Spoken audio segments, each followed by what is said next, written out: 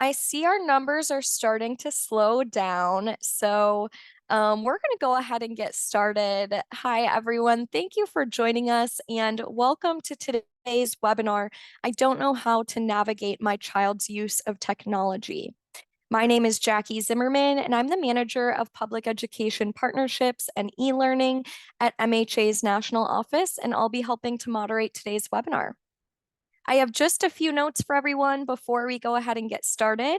This webinar is being recorded. We currently do not offer CEUs, but if you would like a certificate of attendance, we have a form for you to request one.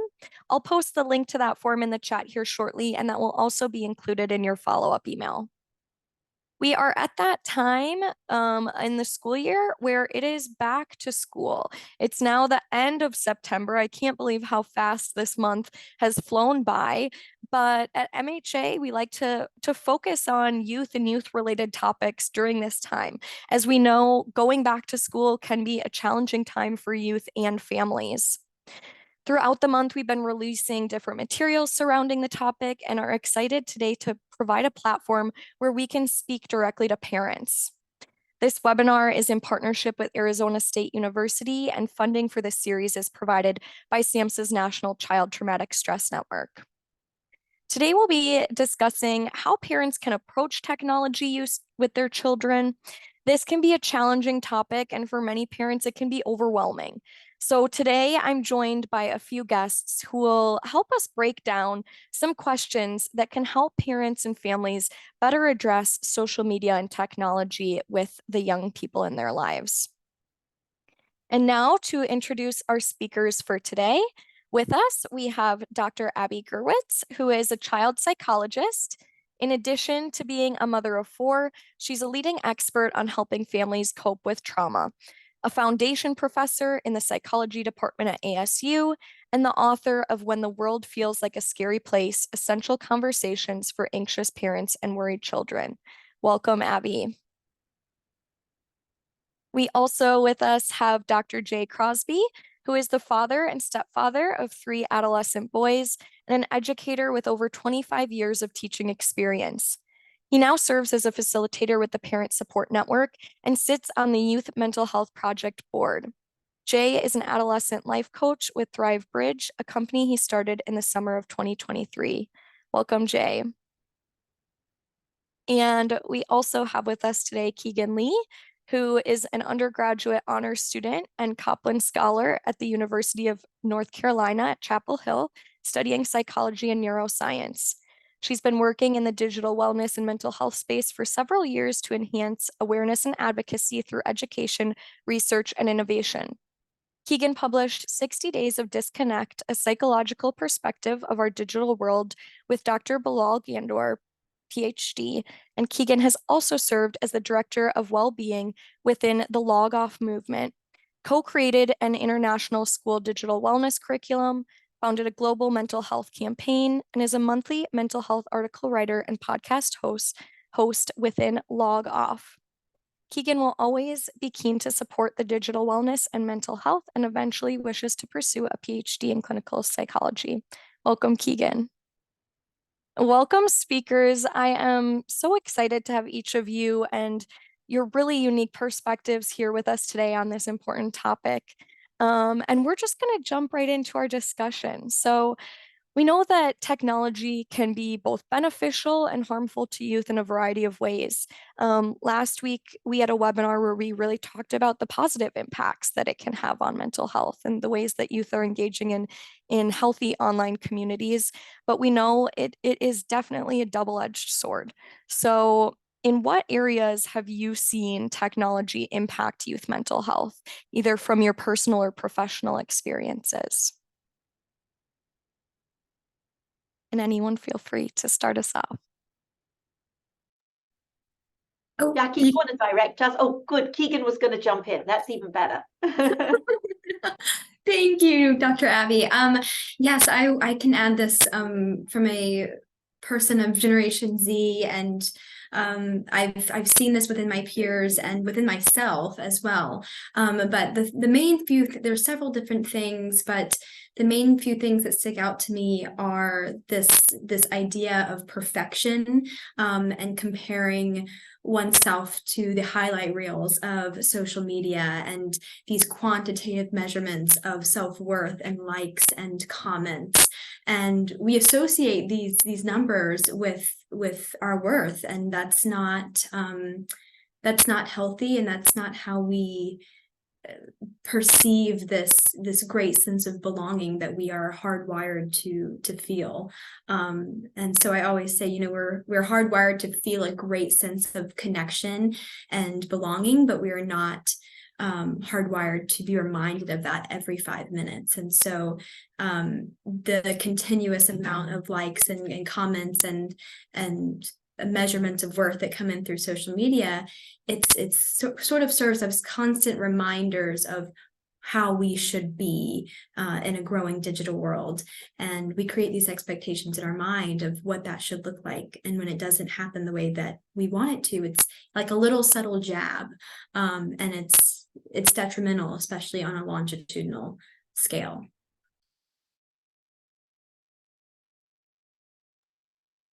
I can also add to this. One of my oldest son is on the spectrum, and with the underdeveloped prefrontal cortex, the dopamine hits that these games, these apps provide, it led him down a path of just this social isolation, and he tipped over into depression and eventual suicidal ideation. So, these apps are designed to get and hold attention of the youth and of our kids, and they get stuck and they can't get out. Yeah, I really think that especially for vulnerable young people, the influence of technology and social media in particular, sort of, what both of you were saying, can result in people being influenced in the virtual world in the same way, and maybe even more than they do in the real world. We know, for example, that in adolescence, parents recede not completely into the background, but more into the background as peers take over and become really important influences in their friends' lives. On social media, you have that times 10, because generationally, social media, with the possible exception of Facebook, is much more a young person's thing. And to the extent, and this is what concerns me as a person who deals with parenting, to the extent that often parents don't know what's going on social media, whether it's a social media site that actually deletes what's been written or not. I often have parents saying, like, how do I find out what my kids are doing, or being absolutely shocked at the kinds of things that they find out from maybe another child's parent is going on social media. So I think the influence piece is problematic. We're also seeing this huge decline in youth mental health. It's in the news. The Surgeon General just made it a major platform.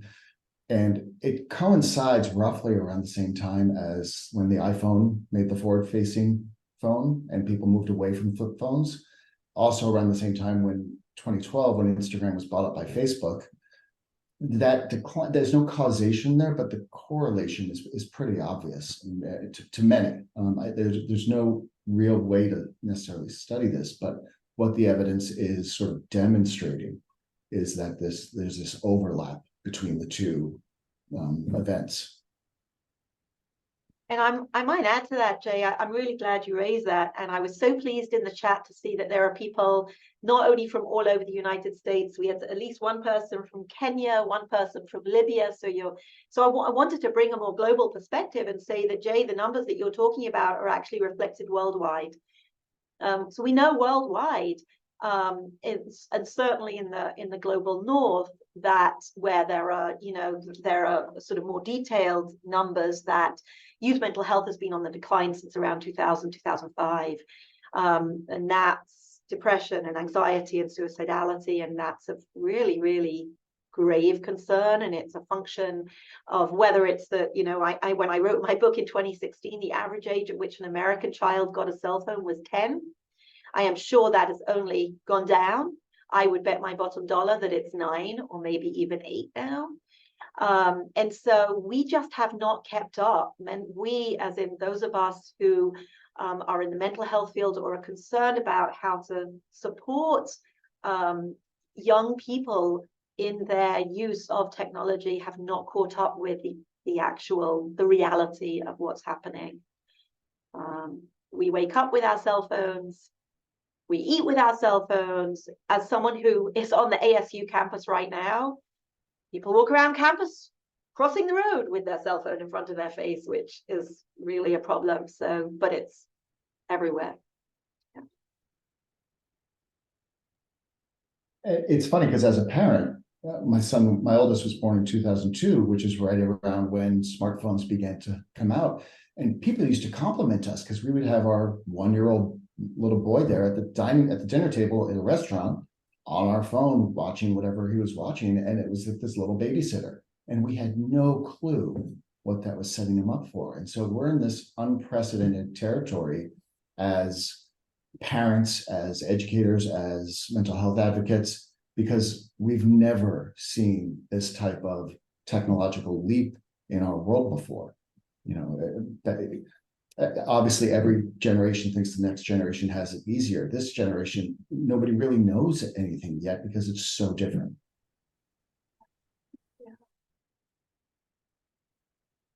Absolutely. Thank you all for those really thoughtful comments. And as you spoke, you touched on this a little, and I want to dig into it, especially you, Dr. Abby.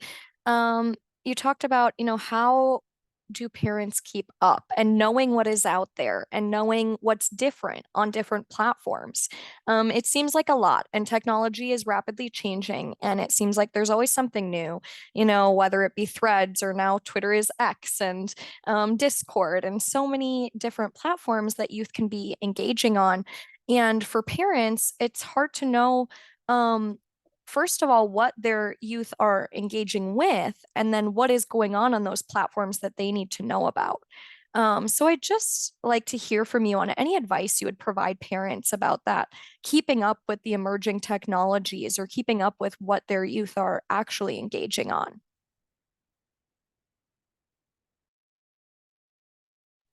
Thanks, Jackie. I think it's a really important question. And can I just add something to the parking lot for us to discuss later? Because I think, so Laura in the chat had a really great question about the use of technology in the classroom. And I think that is a very complicated issue for parents who are trying to keep their kids technology limited. And when technology is in the classroom, that can also be an added concern. I bet Keegan has some stuff to say about this as well as an undergrad, because often when I'm a teacher in a classroom and every student has their computer up, I have no idea who's on Facebook and who's actually taking notes. And I think that is also a sort of the you know, what we've been seeing is this heightened distractibility, because people are doing 3 or 4 things at once because of the sort of the social media in the background, or the tech in the background. So if we can just add that to our parking lot, I would be really thrilled. But just to comment on your question, so it's really hard when we used to teach parenting. One of the most important predictors of kids getting into trouble in adolescence is whether parents are simply around. So we knew that juvenile crime peaks between 4 and 7 in the evening. Why? Because parents are still at work and kids at home. Kids are they're supposed to be at home, but they're not. So, so how do you monitor online? That's the big question. We used to tell parents, do the 5 W's. Where are you? What are you doing? Who are you with? When will you be home? I can't remember what the 5th one was. Anyway, but how do you do that with technology? And what we encourage parents to do is to, so let me just interrupt myself with a quick story. I was sitting on a plane one time. There was a guy next to me and we got talking, and he told me he's a police officer. And you know, police officers are really good at monitoring. So what does he do? He has a program on his son's phone, his teenage son's phone, and every Friday evening he takes the phone and he downloads the entire contents of his son's week So he knows exactly what his son is doing. Now, I make no judgment about anything that parents do, because parents are their kids' best teachers. Not my style. But I think the tricky thing for parents is somewhere, and by the way, thank you, Gladys, whether you are a parent of a 5-year-old or a parent of a 35-year-old who has needs, who has needs that require some monitoring as well, is to figure out how much to monitor and how to do that. So I would strongly recommend that at the time that you provide your child or allow your child to get their own mobile device or computer, that you negotiate or have a contract around what's acceptable and what isn't, and then for you to know how you can enforce that, because there's no point setting out rules if they can't be enforced. We know that there are lots of ways in which parents can monitor. There's lots of software you can put on computers and on mobile phones to stop kids from getting into trouble. And that can be really important for younger children. And for older children, they'll probably find a way around it anyway. So to think about monitoring not just what's happening when they are on their phones, but also when are they not going to be on their phones? Is there going to be a lockbox? And everyone is required, including mom and dad, by the way, sometimes, to put their phones in the lockbox at 9 p.m. That dinner time is a mobile phone free, is an electronics free zone. How are you going to do that? And I think that's really a crucial part of family life. And parents are the leaders in the family, certainly while kids are at home. I would probably argue all the time, but anyway, so that's my part. I bet my co-panelists have some wise things to say. Yes, I would love to add to that. That was wonderful. And I do, even as a young woman, I really do love talking about the parents' perspective in how children navigate technology, because there is no law as to when a child gets a phone. And so parents, guardians really are the primary determinant as to how a child uses technology. And I think it's important to think about the digital divide, and how when my parents were growing up, or the older generations when they were growing up, physical dangers were really at the heart of safety.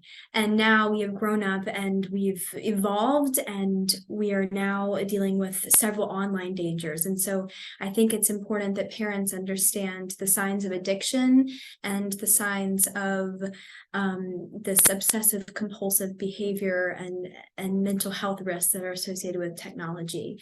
And I think that during the phase of adolescence, we are very accustomed to leaving the nest. And so we kind of want to gravitate toward our own peers, because we feel like that they can help us navigate the challenges that come with being a teenager.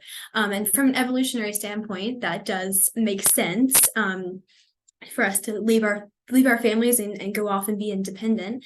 And so I think that can put parents in a difficult position, because they feel like they can't truly grasp onto the decisions that their children make, but they can, and they do have a lot of power.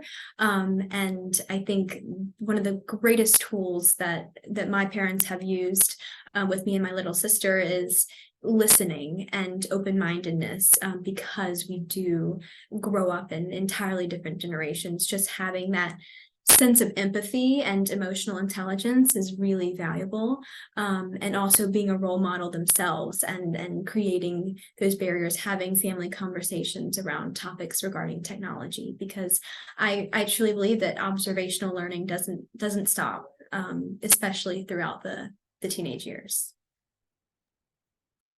Yeah, Kika, thanks for bringing that up, because I wanted to build on that. I think that the communication is critical, like any other addictive substance, whether it's drugs and alcohol, or you're talking about protecting yourself with your partners. You want those communications. You want to talk to your kids about these things to prepare them. You want to be proactive about it, not reactive. And you also have to be well informed. You have to teach yourself what is out there. I have no idea what this Roman Empire challenge is, but I've gotta learn, because my kids know what it is and they may end up doing it. So You just have to stay in front of it as best you can, and you got to talk to your kids about it like you would drugs, alcohol, etc., because it is an addiction. Absolutely. Thank you all for those points. And Jay, you're right. It's something that parents can educate themselves on and find those resources to understand better and try and keep up. And that can seem overwhelming, but there's tools and resources, and just doing a little research can be helpful, even if it's, you're talking and that's the communication part of, where are you spending most of your time online? And if they tell you Instagram or Discord or Snapchat, there's simple guidelines that parents can go into. And it's not fun documents to look at. And we talked about this last week too.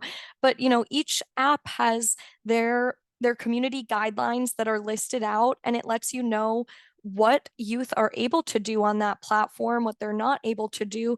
And it gives parents an idea of if there are any parental controls, if there's age limits, if there's things like that. So, it takes time, but learning those things are important, as your child might be spending a lot of time on there, and you want to know where they're spending their time and what's possible for them on those platforms where they're spending their time. So thank you for that. I know that Jackie, Keegan, yeah, go ahead. sorry, can I just jump in on something really important that Keegan and Yes. Jay both said? Two things: danger, protecting kids from danger, and Mhm. this idea of addiction. And I think so. We've talked a little bit about enforcement and contracts and monitoring, but I think understanding, the listening that you talked about, Keegan, and the idea that it's parents' job to protect their kids is really important. Why do kids get addicted? Well, kids get addicted because they have a lot of, this is my hypothesis, I'm a researcher, so I'm not going to claim that there's clear evidence that show this, but my hypothesis is that kids get addicted because they have time to be online, because they maybe don't have enough connections in the real world that give them tangible support in that world. And so parents communicating and listening and not judging, but instead being open to helping kids actually interact physically with their peers, and troubleshooting, helping kids to learn how to problem solve real problems in the real world, will help to get kids not stuck, along with the enforcement, along with the no phones after 8 or 9 p.m. will help kids to not be addicted. And then this idea of danger, I think there are two kinds of danger. One is the addiction danger, the other one is the danger from other kids, right? So I think I wrote this in the book, it was actually a friend's comment, used to be a brick through the window. The brick through the window is now awful bullying that occurs online. I know we'll maybe talk about that later, but I think that's the other side of danger that we need to be thinking about. Absolutely. Thank you, Abby. And that's a great segue into kind of digging into those types of dangers. And you've all briefly mentioned, the addictions and the possible outcomes that can come from kids spending too much time online. And so I think it's important for parents to have some insight as to what are signs of an addiction? How do I know if my child's spending too much time online or they're developing an unhealthy relationship? I think it's so prevalent. And like it had been mentioned in the chat, even at school, they're constantly on laptops and on, there's hardly any, someone commented, there's hardly any books or paper things that they're coming home with. It's all spent online. So living in that type of constant digital world, how can parents know? What are some signs or things that they can look for if it's becoming too much, or they should be worried that their child's developing that type of addiction? I think that one of the biggest factors that I've seen and my parents have observed with my sister and I a while ago is this sense of boredom.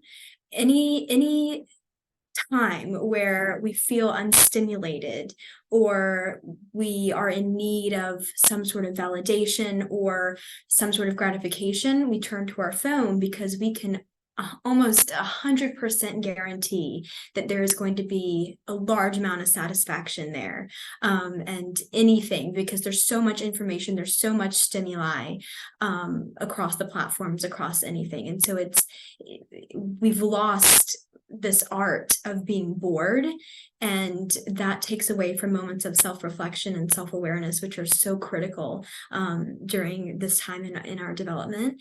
And so boredom is a big one. And I think anticipation, this sense of almost excitement that comes from going to get your phone. And I remember, talking about the schools and the classroom. In my high school, we would always put our phones in a bucket before we would start class. And of course, there were some times when the phones would go off and that would shift the attention. So even the physical presence of the phone created this almost like stress-like response from the students. And then that was the first thing that they did when class was over. They would go to their phone. And then this tolerance developing, this sense of withdrawal, escapism, going to social media to drown out certain thoughts and feelings that are deeper and maybe difficult to deal with. And like staying on longer than you intended, and the mindless scrolling. So I think those are some points that I've observed and within my peers and other people have witnessed. I think that's tied up in an idea that precedes phones, even that parents need to keep their kids occupied all the time. Gone are the days where you'd say to your children, go outside and don't come back till dinner time. We got scared, I think, that our kids would get into trouble, someone would kidnap them, someone would take them away. And the reality, of course, is not like that. The world's only gotten a safer place since 1975. Or at least the United States, let me just say that, the United States has only gotten a safe place if you look at crime statistics, but we have gotten more worried as parents. And I think the idea that our children have to be busy all the time sort of fed naturally into this. Great, phones keep us busy all the time. So I think there's a shift in mindset that's needed, that you can, just like you said, Keegan, that it's actually great to be bored. It's really good, because that's where you become most you're most creative, when you're bored. So try doing nothing.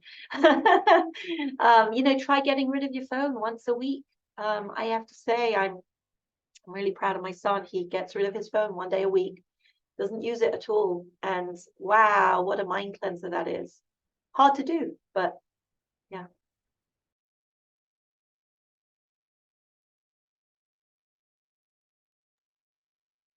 Thank you all. Those are some great comments. And I know even, Abby, I love that one day a week suggestion. For myself, I've been trying to put on, time limitations on apps, because it's easy, even for me, to start scrolling and you don't realize how much time has passed. And so there are ways that, you can put those limits in place too with your youth, and have those discussions about what do you think is a reasonable amount of time to be spending on this. And what are you looking for when you're going on these apps, and those types of things like Keegan was talking about, of it's just that instant gratification, and sometimes the boredom, and getting kids away from that and into tapping into creativity and real conversations. And I know another great comment in the chat too was in schools, the schools that are allowing phones to be active during the day, and just that taking away from the social aspect of engaging in schools too. There's just so many challenges that they pose when kids aren't able to really regulate their control on them in healthy ways. If you're all right, I'm gonna pivot to kind of our next threat or type of danger that you all had talked about before, which is just the outside threat of the type of content that can be found online, and also the online bullying that can happen with youth and their peers. And these online platforms are presenting new opportunities for bullying, harassment, hate speech, or just generally harmful content. And so, how can parents best support their youth in those situations? Should parents be encouraging youth to avoid being bystanders in these situations if they're seeing online bullying? Should they generally encourage them to disengage with content? Just what ways can youth be safe online in these situations where bullying and harm and harassment is happening, and kind of what are your recommendations in those situations without the youth themselves putting themselves at risk? I know it's a loaded one. Yeah, I think again, their communication is key. Teaching your kids before it happens what to do when it happens, because it's not an if. Encourage them to block people, encourage them to have limits. Accounts need to be private, not should, they need to be private. Protect themselves as much as possible. Different kids have different reactions to these things, and you know your kid best. So what you teach them should fit them, there's no general overarching way to avoid it. I just, for my generation, the Gen X, and even to an extent the millennial generation, we were able to leave the situations that led to bullying. Kids can't do that anymore. When you got home, you were free of it. You weren't getting picked on or bullied, but that doesn't exist anymore. So we have to kind of prepare them for that. Go for it, Keegan. Thank you, Dr. Atby. Thank you. I think, yes, it's also very scary to see not only cyberbullying, not only this cruel dialogue that's going on social media, because children, people forget that the messages are going to a true breathing human behind that screen, because we are limited to eye contact and facial expressions and our most essential, most primal forms of human connection. We are limited to that. But it's also so scary to see how these sorts of interactions are leaving the screen and coming into our in-person relationships and in-person dialogue, such as short-tempered responses and aggression, and just sort of this lack of empathy. And it's scary to think about how even the use of sometimes emojis, which is an entirely different conversation, but how prevalent emojis have become to use sarcasm or to mask certain feelings and vulnerability, and it's sort of become this new language in and of itself that takes away from real phrases and sentences that are used to truly fully communicate what you want. And then of course that can create miscommunication and misinterpretation, which is frustrating. And so that's sort of all coming into our own physical world and physical communication. So it is something to look out for. I'm really glad you raised the sort of link, Keegan, between virtual and real world standards. And I do think that as we see a degradation in behavior and norms in the virtual world, we see the same thing happening in the real world. And I think that is a scary thing. Parents are their kids' best teachers. I know this is the second time I've said that. And our job as parents is to teach children to develop self-regulation skills. I would argue that's one of the most important things to be successful in life. And that means to know to inhibit, to stop yourself from hitting, right? When you're a kid and the other kid takes something and you want to hit them, and learning to stop doing that and to, use words. Remember what our parents always said, use your words, is really important. I think the problem with virtual communication is it's sort of like a crowd effect. People don't feel the same constraints. They let loose. That's really scary. And I think the only way really to deal with that as parents is to listen, and to communicate, as both Keegan and Jay have said, and to really hear what's going on and to encourage children not to get involved in drama. drama is a bad thing. Not drama on the stage, right? Drama should be limited to the stage. It should not have a place anywhere else. And I know that you couldn't say that all you want to an adolescent. That might not make a difference. But again, what drama gives kids is attention. And so as parents, we need to find ways of children getting positive attention so that they don't desire any attention, because any attention is better than no attention. And so if we can flip the switch and help kids get positive attention, first and foremost by us listening and making sure every day to check in, spend time hearing how their day went, and focusing on what went well and helping kids to become their own best problem solvers. That's the only way for us to help our kids not crave the attention on social media and do anything for it, resulting in really awful things sometimes happening.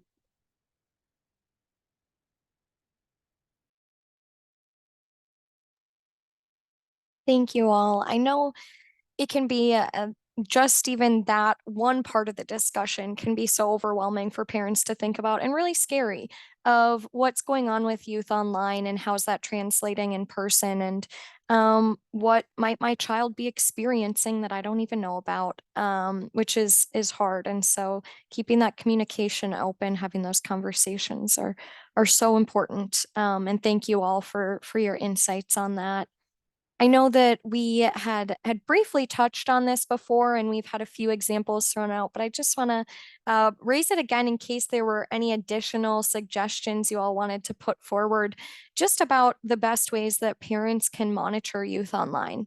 I know, Dr. Abby, you talked about different opinions that parents have, and of course, this is something that is so personal to each family.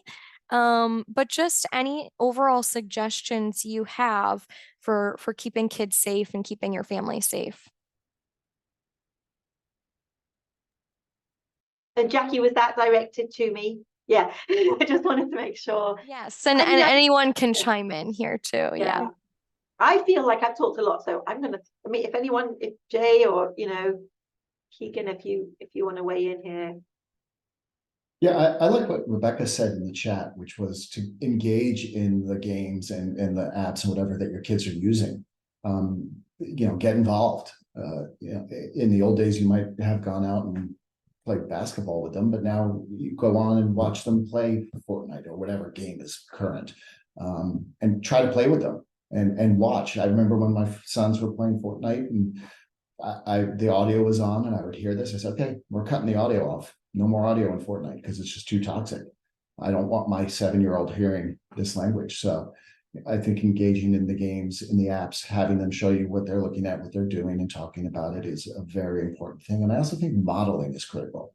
A lot of times that when you see children with this addiction, with phone addiction or technology addiction, it's the parents who also have it. So if you want your kid to put their phone down, you got to put yours down first. And that's critical. I have no phone zones. Dr. Ivy talked about this earlier as well. Technology, doing homework on the computer. Somebody mentioned this in the chat. Do it in a common area. Don't allow computers to be used in a bedroom with the door closed when it can be easily switched off to a game. Kids are quick. All it is a little swipe and they're on a different page. So, I think if you're doing homework, create a quiet time in a public common space where you can see what's going on. I would also say, I just sort of following on from Jay's comments, I would also say, tailor it to your child. You know your child best. We have 4 kids and 2 of them are highly distractible and just it's 1 minute's here and 1 minute's there, and 2 of them are really focused. And so with the 2 really focused ones, I worry less because they're doing what they need to do. If your child's doing what they need to do, often parents will follow suit. And I think this whole idea of Keegan, you raised it, of listening to your children and knowing them and responding to their individual needs is really important. You have a child who is having trouble in school, is spending a lot of time holed up in their bedroom, really does seem to be addicted. You need to provide more structure for that child. And that, and one of the things that we talk about a lot with parents is right versus privilege, right? So is your phone a right or is it a privilege? And I would strongly recommend that a phone be considered a privilege and not a right. And a privilege means that if things aren't working well, that you don't always have a right to that phone. And obviously, I'm talking about younger children. I'm not talking about your 18-year-olds. But, I am talking about your 10 or your 12 or even your 15-year-olds. So, and privilege is also, depending on how things are going, need to be earned. And I'll just say one more thing, which is I think a lot of how parents are with their children is based on what parents value. And so I think, we always go back to in our work, we always start with parents' values. And the way we ask them to imagine what their parental values are is we ask them, it's my favorite exercise, we ask them to imagine their 70th birthday. We ask them to imagine that their children have made them a birthday party for their 70th birthday, and that one of their children stands up and talks about what that parent has taught them. And so if you imagine that, you imagine your child telling you what you have taught them, those are your values. And then you can develop goals based on your values. So, and that I think a lot of how people view not just technology, but anything, but particularly use of kids' technology and their relationships with other children really is going to be based on what you value as a parent.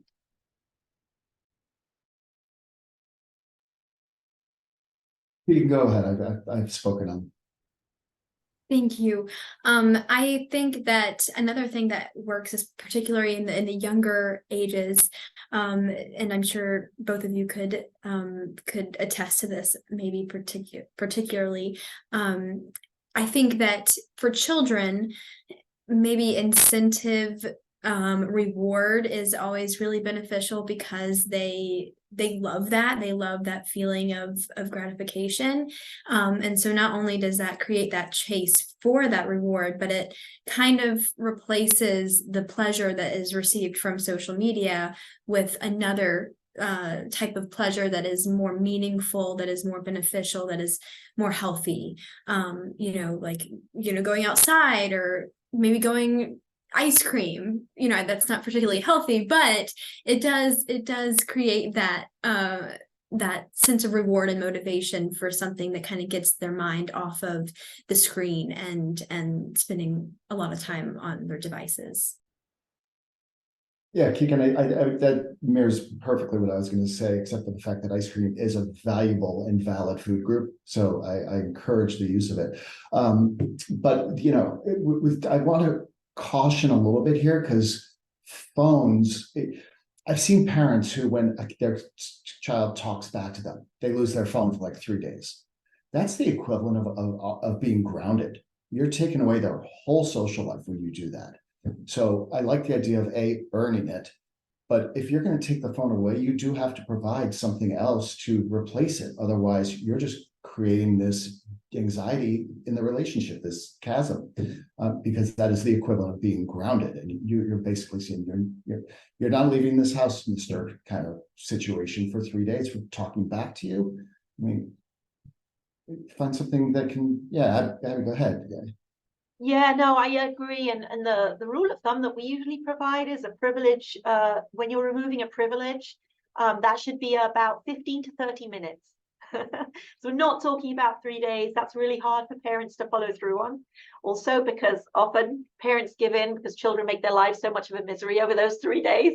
And then you've got nothing else to remove, But what, so, and you and Keegan are both talking about flip sides of the coin. So Keegan, you're talking about earning while learning, right? Or learning while learning. I can never remember which way around it goes. But the idea that you find things that are valuable to your child, of which maybe one of them is an extra 10 minutes on your phone. But so many children, what they want from their parents is time with them. So like that extra book before bedtime for younger children, or even going shopping, let me just say, with mom or dad is just really those kinds of things. Time with parents, that's a commodity that's so scarce, and kids really, even if they may deny it, they want it. That is such a great point, Abby. They really do. Kids want to feel love. They want the sense of belonging. They want the connection. They want the time. And those are all things that the phone takes away from those in-person, really meaningful family connections. And so, thank you all for bringing up those points about, if we're taking anything away, you need to be replacing. And also, I love what you said, Keegan, about the rewards of other things that can be exciting for young children and even teens and adolescents too. I know we're reaching almost the end of our hour here, which this time has just flown by. I'm hoping we have time for one or two audience questions, but before we get to those, just kind of want to wrap a nice bow on this discussion, as I know a lot of you have brought up the importance of having conversations, the importance of, as parents, finding and seeking educational resources that can help you build your knowledge on technology. So just any last thoughts you have on, specific recommendations for type of conversations that parents should be having with their youth, or any specific resources that you found particularly helpful for parents. And of course, we can include those in our follow-up materials too.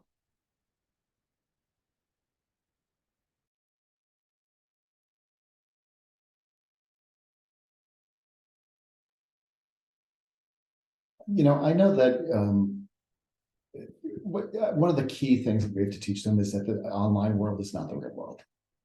Whether it is the relationships they see online, whether it's the people they see online, as I believe Keegan said earlier, this perfection that lives online, that it's not real. And it's unattainable. You cannot achieve it. The filters, so forth and so on. And as for recommendations, there are dumb smartphones available now where you can have access to texting and calling, some internet access.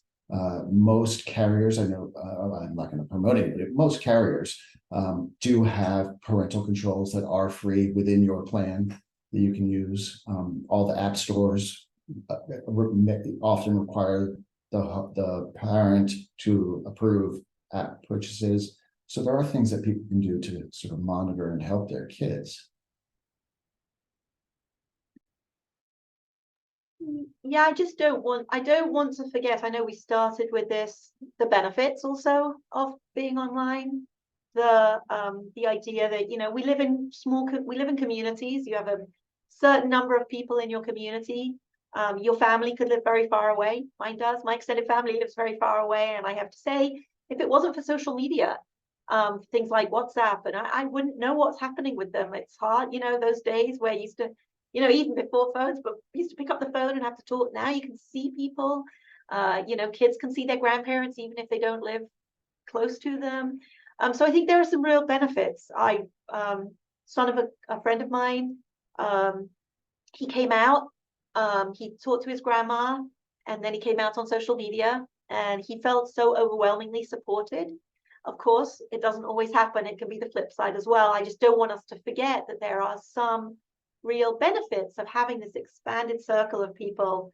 My kids laugh at me because every year on my birthday, I go to Facebook and people wish me happy birthday. And I know it only took them half a second.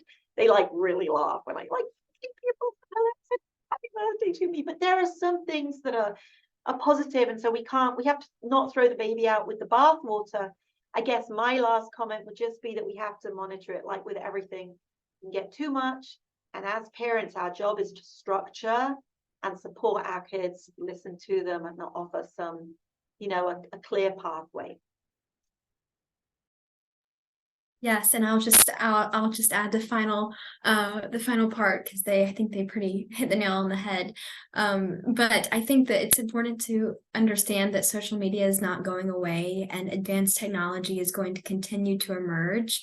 And it's genuinely difficult to balance the responsibility of the social media platforms and those tech companies with our own individual responsibility to balance ourselves with technology. It's difficult, but parents are so powerful and so important in creating this next generation of humanity, which right now, my generation is part of this long experiment, because we don't have enough data on how it's going to affect our psychosocial development, which is very scary.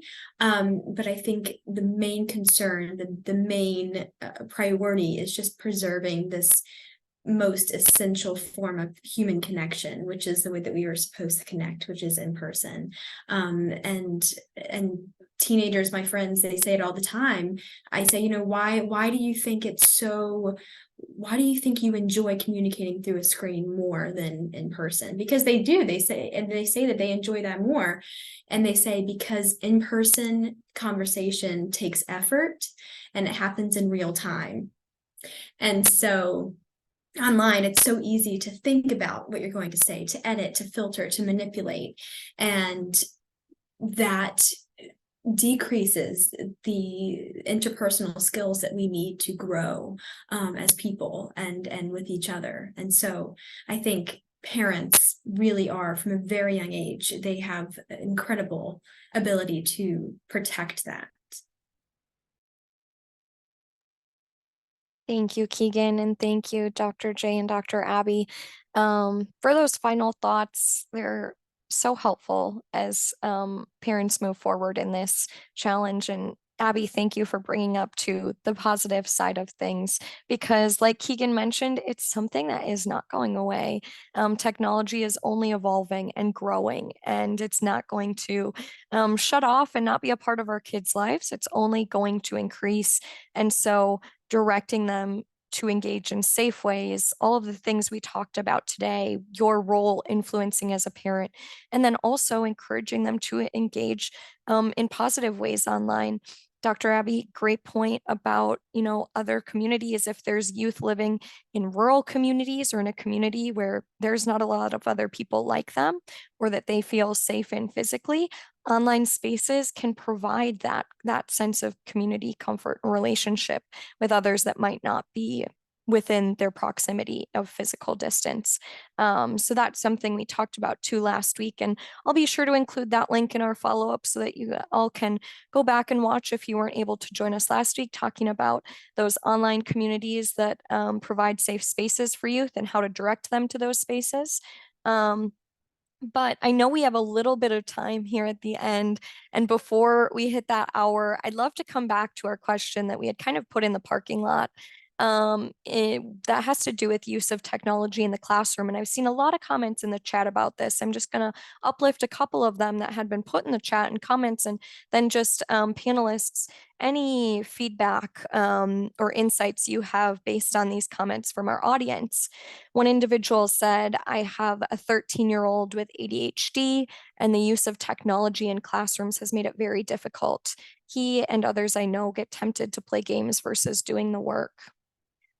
Another individual said, when schools allow students to use their phones at school, it feels contradictory to helping those make social connections that allow for that in-person time together. We're expecting them to choose in person over face-to-face when we know that this is addictive. And another comment I want to uplift too was, I think it becomes more complex when technology is something that can be controlled. Your image, your usage, your posts, etc. When there are so many things for youth in this world that are out of their control: climate, grief, racism, homophobia, etc. I thought that was a really powerful point. And interesting in the ways that youth go to technology to feel that sense of control.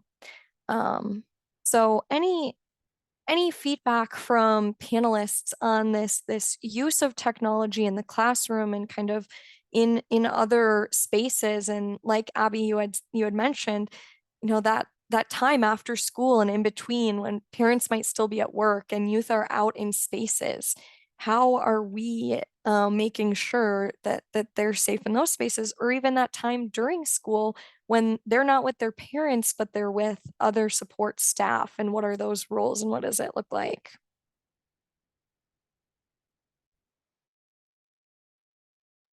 Ooh, that's a lot for the last 4 minutes, Jackie.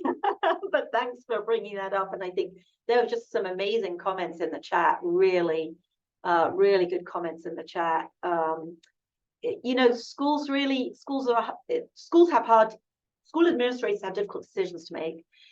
Because if you don't use technology, you feel like I think some textbooks don't even, they may not even be physical textbooks anymore. You don't have a choice. You have to give kids iPads or computers or whatever it is in the classroom. On the other hand, we know that it's really hard. Like, I know that some schools work really hard to so the kids cannot do anything else on the computer, but kids will find a way around it. I mean, easy. So I think it's a really, really tricky balance. I personally am in favor of using real books. My daughter's home from because her college is on the quarter system, and there's nothing that makes me happier than seeing her lying on the sofa with a book. And she said, I've been watching too much Netflix, and I've been on my phone too much, and so she's read 3 books in the last week. And I think that's a beautiful thing. But I think the problem is, if schools only have computers, then kids don't learn to use real books. Of course, it goes back to parents.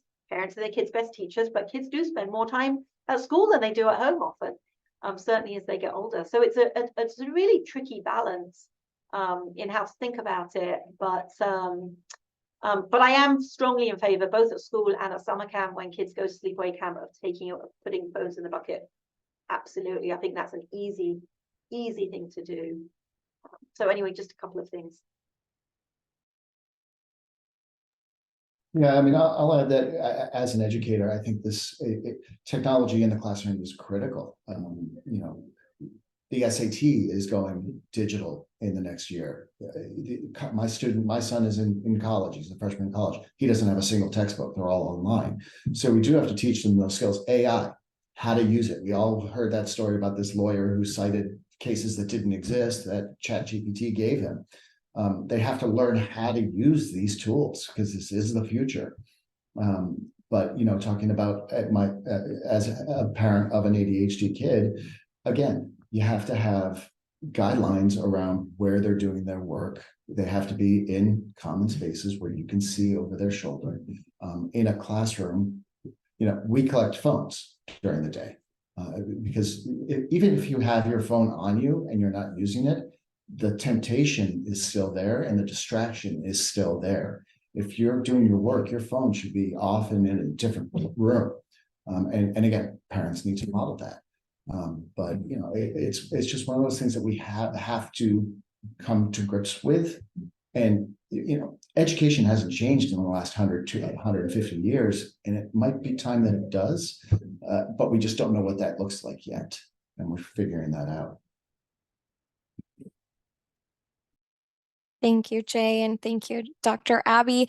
I know we are right at that time, and I squeezed that last one in, and so I apologize. We don't have more time. I'm sure we all could sit here a whole nother hour and keep going on this topic, because there is just so much to discuss.